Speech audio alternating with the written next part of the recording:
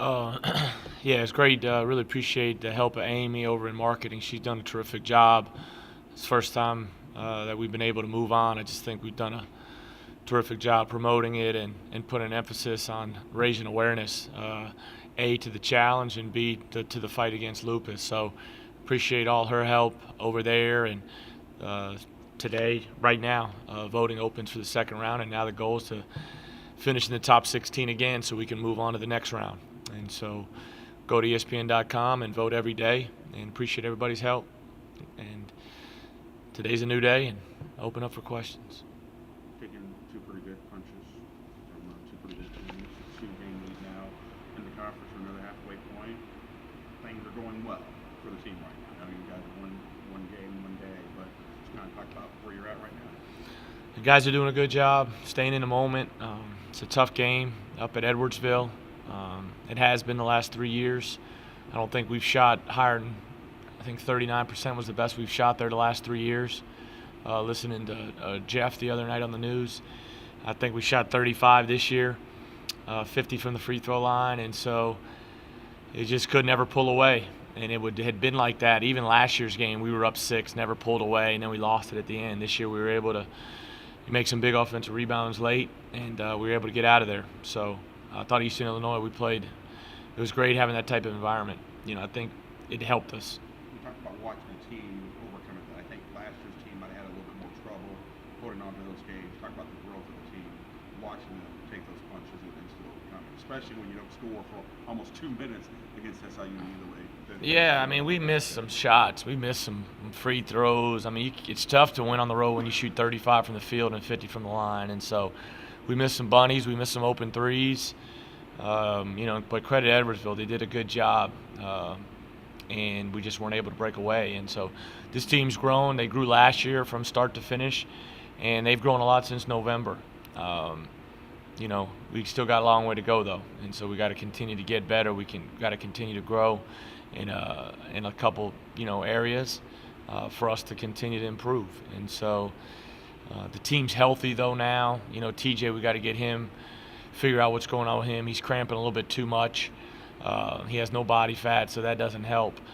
But early in the year, I mean, obviously we weren't playing good. His schedule was, we had played some good teams, but when you don't have, Farrell was hurt. We were missing Rambo, who was one of our guys with some experience early, and so these guys have done a good job of putting egos aside and playing for the right reasons, and so that's why we're better. That's why we're in the position we are now, and now we got to surrender even more to take the next step. You mentioned having trouble shooting it at Edwardsville. Is there something about the shooting background there, or the facility, that you think is giving the guys trouble? That's what everybody says. Now I know nobody shoots good there, so I don't know. There's nothing. I don't think there's any rhyme or reason. We had some open looks. I mean, you see the first play of the game, Jeff Moss's patented shot is his little floater outside of his threes, and he misses a 2-footer.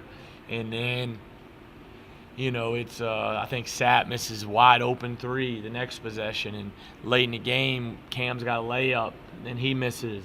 And so, it's just, it is what it is. I mean, I think people devalue sometimes just because they just look at certain leagues and they say, well, it's you should win that game. You should win that game. You should win that game. And I'm sitting at home yesterday after church watching Virginia and Virginia Tech. Now, Virginia Tech, I follow them because of my relationship and friendship with Isaac, that we work together here as assistants. But they got and they're rebuilding, and they're going to be very good shortly. But right now, they're not very good. So, but they get beat at home by App State. They get beat at home by Radford, okay? But they've got the number 2 team on the country beaten. And somehow Virginia, and they're terrific, come out away with a win. So regardless of the league, regardless of the opponent, it's hard to win on the road in conference play. And I think some people make a big deal. It's in the BCS leagues, it's hard to win on the road. But in our league, it's just supposed to happen. The winning streak currently is at 15. I know sometimes when you have long winning streaks, the pressure builds to continue that. I know when y'all went 23-0, the pressure was building a little bit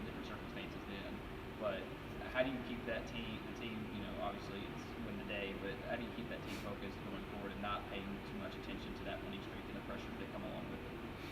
I talked to him today a little bit just about our foundation and just reinstilling our foundation. Talk about key points with that.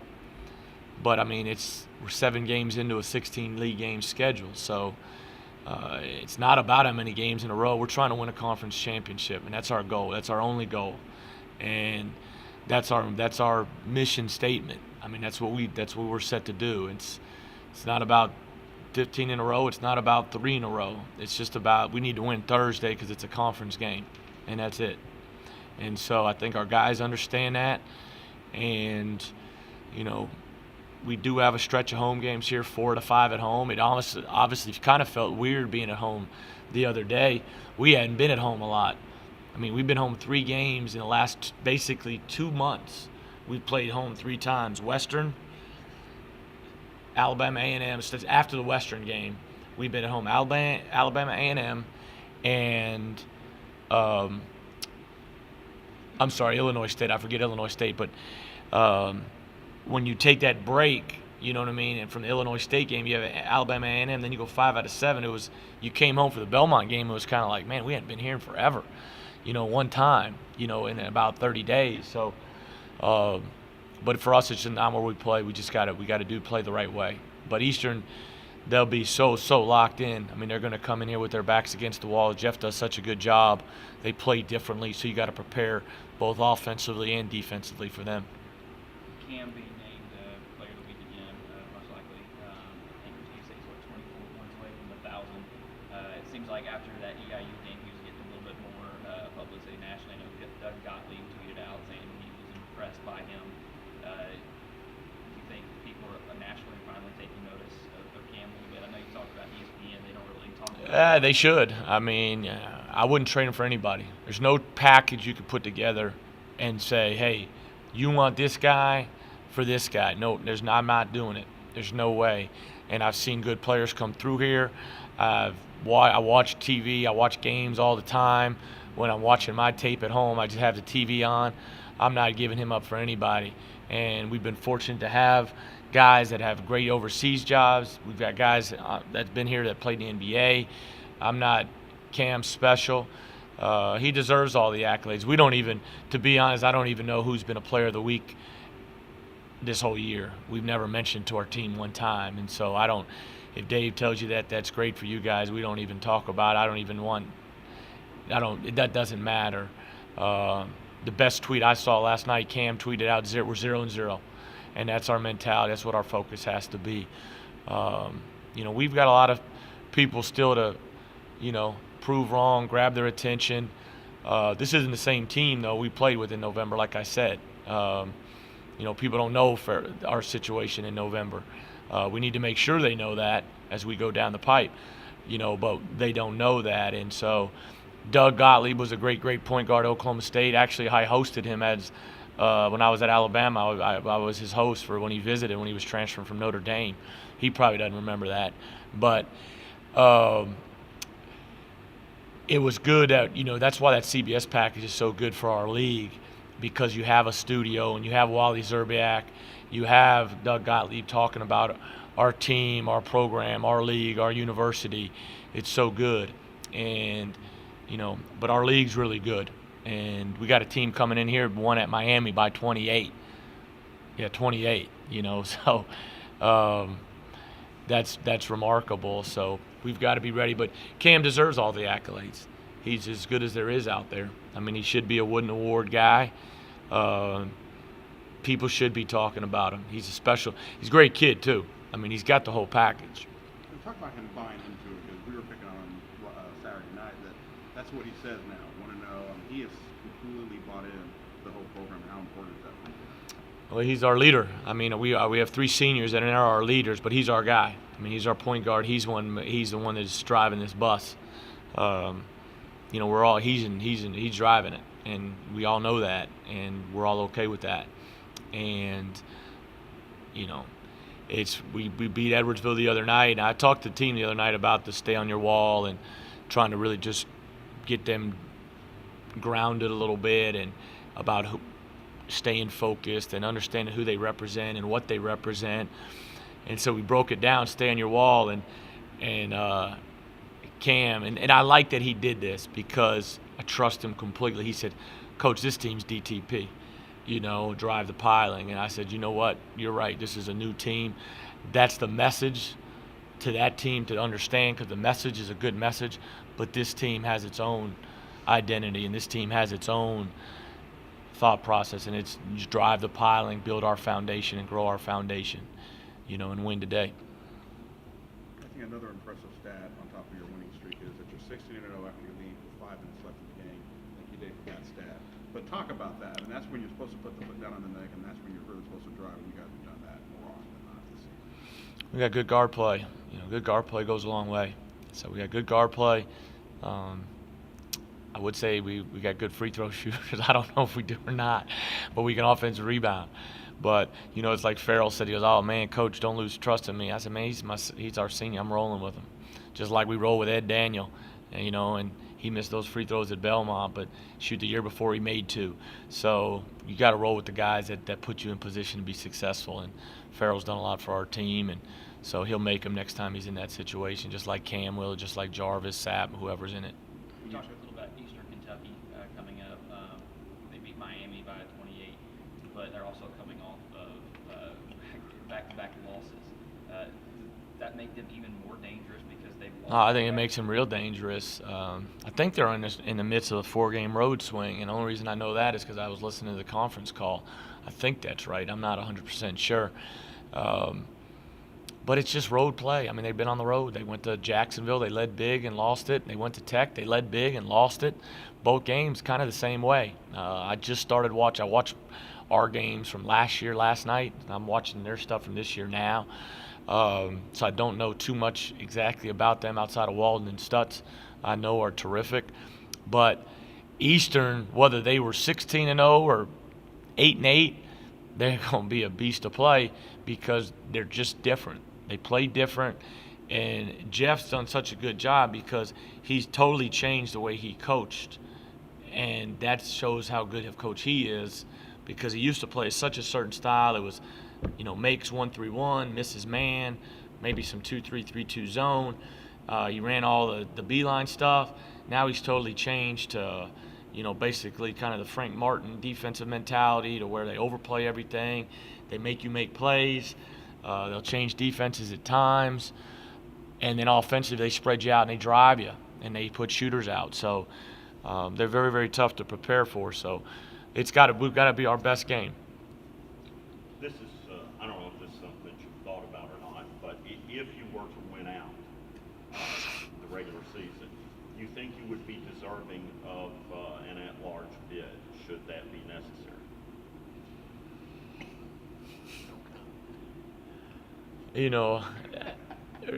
Honestly, there's no doubt about it. It shouldn't even be close. And that's all I'll say about it, and then we'll get back. But it shouldn't even be close. It shouldn't even be for debate because Dave will have all this stuff about what our team was with early. I mean, we had a guy, Farrell was our dominant rebounder. The guy wasn't even playing early in the year. You know what I mean? He was playing, but we were playing a guy that wasn't needing to be playing. I mean, he was hurt. We had a guy ineligible. So it's a different team, it's different makeup, and they should factor that in for the mid-majors just like they would factor it in for the high majors. And so I'm sure he's got all that stuff ready to roll. But that's a long, long way off. And so, but I think we've got some good quality wins, non-conference. And then I think if you dominate your conference and people have seen the eye test and watched you play, and that's a good thing about our league, having those packages that they can say, hey, you tell me 38 other deserving teams. Just because you're in the BCS leagues and you're 6th place, it doesn't mean you're better. I mean, you just look, and I didn't realize, and, you're good offensively because you're getting stops, but I think we're top 25 in the country in 7 offensive stats. That's remarkable. That's a credit to our guys being selfless, and obviously being good players. when you talk about those offensive stats, does that make you crazy because you want to be so defensive minded? No, that's what the guy I was playing. I like going back through the CBS games or the ESPN games just to see what stats they put up to talk about our program and different things. And they put that stat up, and I just heard what the commentary said, and he goes, don't be, everybody thinks you got to be real tricky, and man, you're not running a lot of stuff. You just kind of let them play, and it works, so don't get caught up in what everybody thinks. Do what you need to do to help your team win. And so we are good offensively. We're super good offensively, but you got to get stops to be really good offensively. And so if we're known for our offense and we're winning, that's great. And if we're winning and it's because we got great players, that's even better, because I just want these kids to win. Don't you think the improvement that we've made on the defense and the rebounding is the difference between us winning that game Saturday versus last year this year? Yeah, I think our guys have just gotten better defensively, and people don't talk about it, and that's the only reason I brought it up. I just think we've gotten better. I mean, you look at our conference defensive stats; they're really, really good. You want to be in the mid-30s. We're 38% defensive field goal percentage. I mean, Kentucky's probably 30, but they're just off the charts super. Our defensive three is probably a little too high. That should be in the 20s, but you're +9 rebounding, and you're only giving up 63 points a game, and we try to play extremely fast.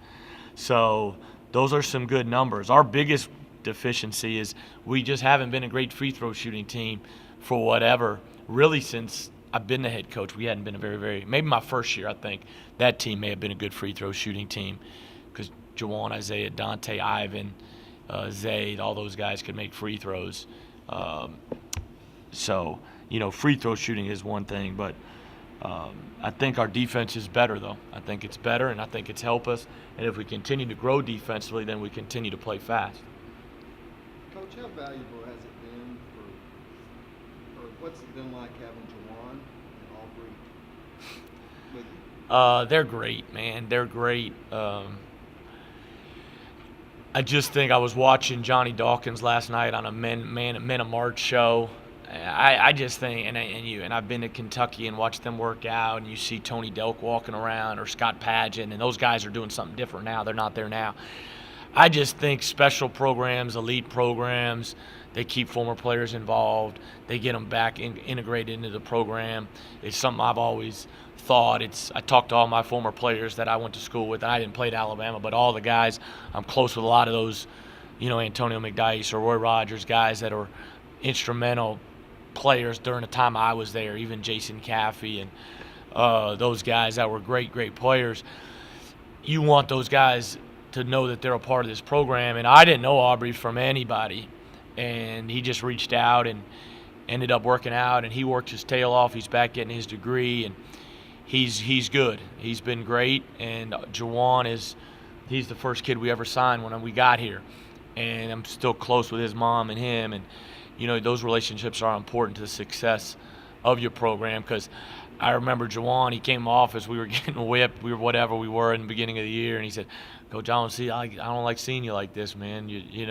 And so obviously my relationship with Jawan is different than it is with Aubrey because of the time, but close with both those guys, and they both are huge assets for our program. And that's why the reunion stuff like that is things you got to do every year, and it's important for this program to do things like that.